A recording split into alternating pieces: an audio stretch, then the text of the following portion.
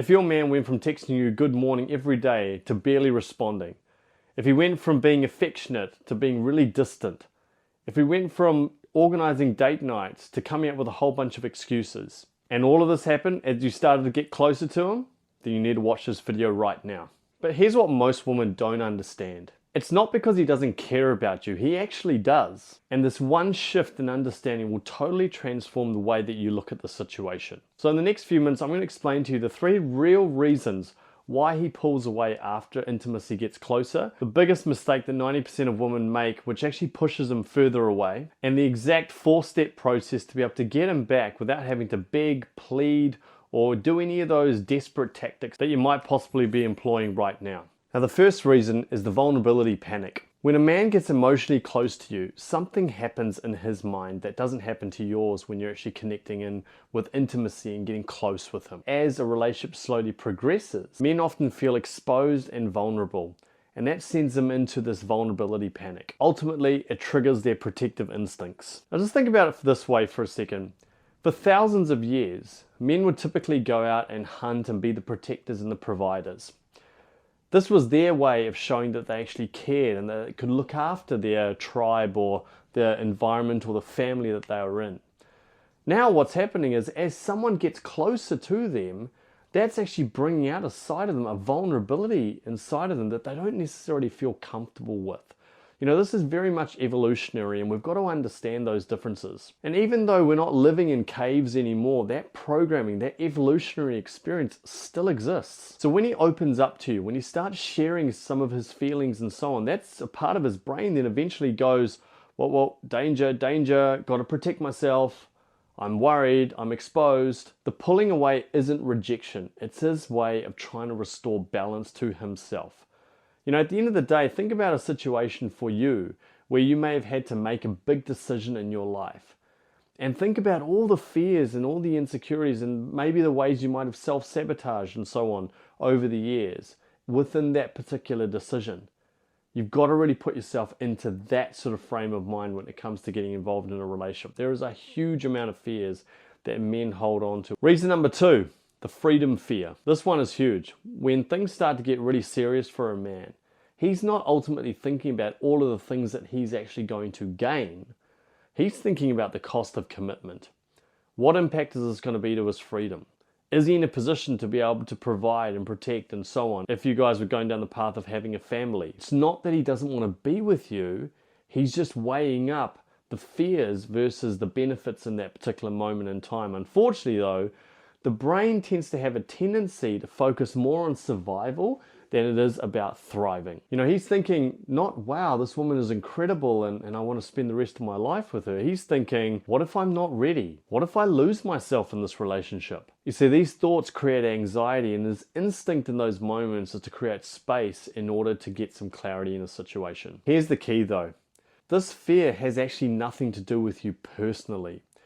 And it's about actually his relationship with himself. See, fear is an internal battle that we all face. And it's actually about him and not about you. And I know that in the moment it's really difficult to not take it personally. But I would really encourage you to try and reframe this experience and actually take it as this is actually something that he's going through and it's a reflection of his wounds that he's holding on to on the inside and not a reflection of you at that moment in time. What this does is actually allows you to respond in a way that actually reassures him and doesn't actually throw him off and push him even further away. Thirdly, the testing phase. You see, subconsciously, sometimes when men are often pulling away, they're actually trying to determine how does she react if I start to back off? What's her reaction? Is she becoming really desperate and clingy and needy? Or does she actually have a grounded sense of self? But it's not a malicious test and it may not even be something that he's actually consciously thinking. But how you react will ultimately dictate how things evolve between the two of you. Do you become clingy and beg and plead? Or do you actually have a really solid sense of self which actually states, you know what? Like, I really like this guy, but he does not actually define my worth. Who I am goes beyond this relationship.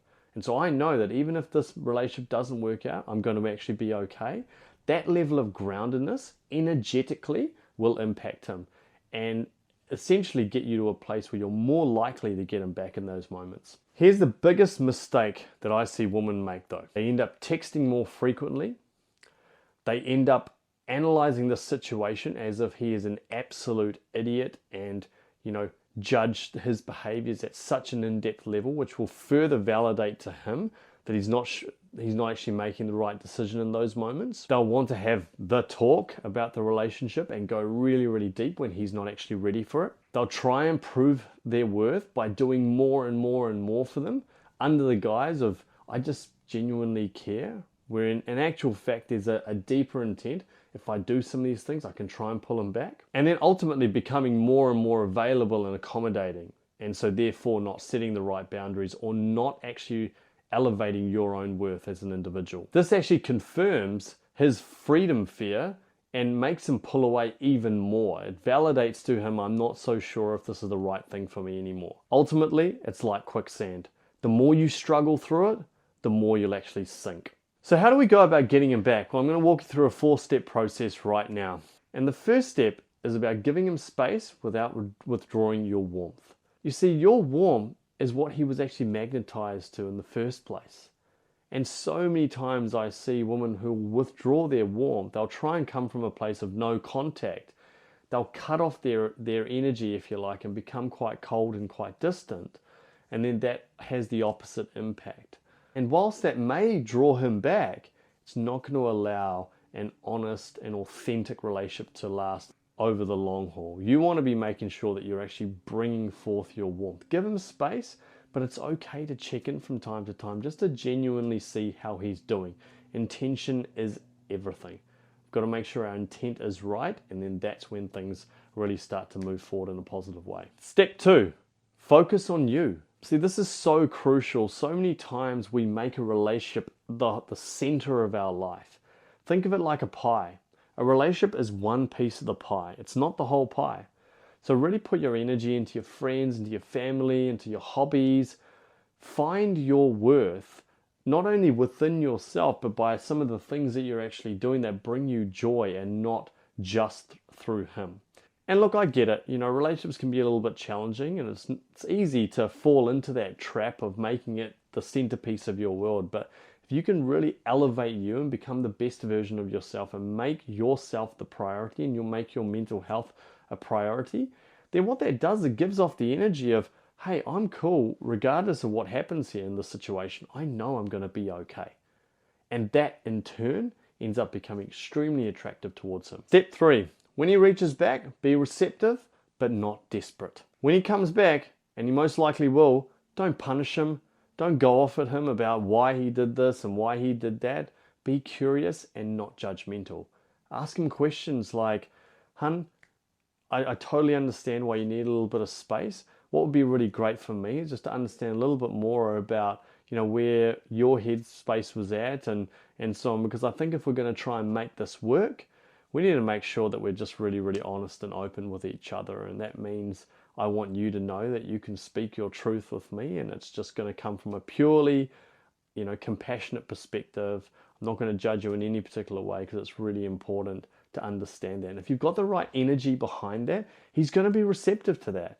Doesn't mean you need to talk about it for hours, but if you can just learn about where he's at on his journey at that moment in time, that can be all the difference you need from being, oh yeah, he was just a guy that I, went out with a few times versus a happily ever after. If you can learn to truly get the communication piece by coming from a curious place and not a judgmental place, that is one of the most important strategies you can utilize to transform your marriage or relationship. And finally, to expand on my previous point, having the right conversation at the right time. This is key.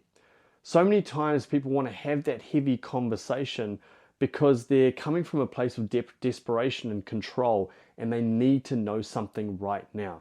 Make sure you read the moment. Make sure you read where he's at on his path.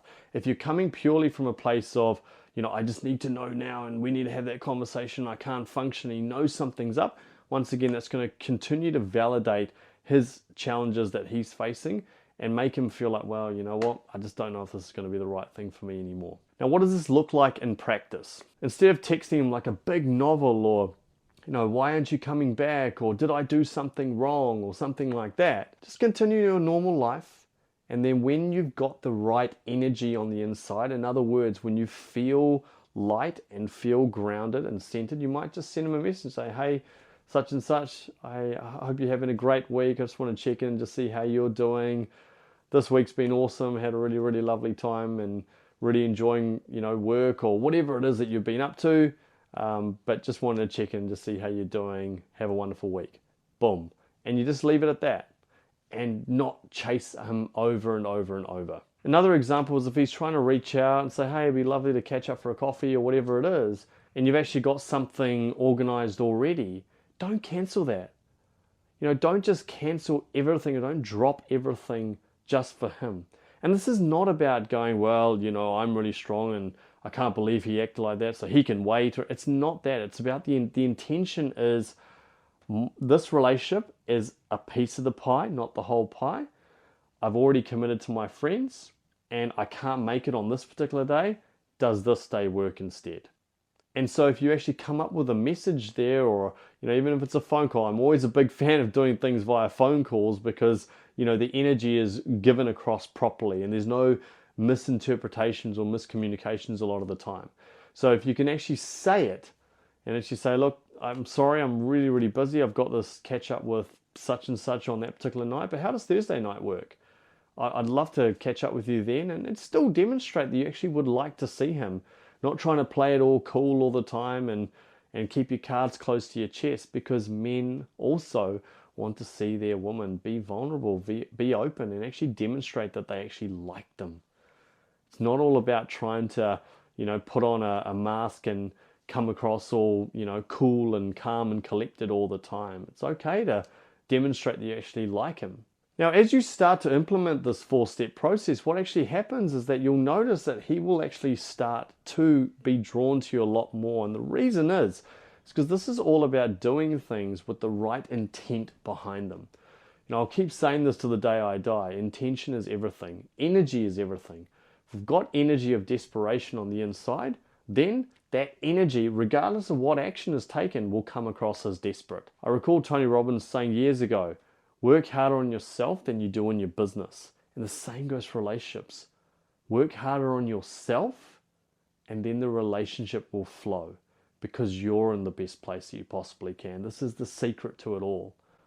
And really make sure you apply it and good things will happen. And look, I'd love to hear from you all. When it comes to a man pulling away, what challenges are you facing? And what strategies have you utilized that have actually worked really well? Just write them below. I'd love to hear from you and I'll make sure to respond to every single one of you.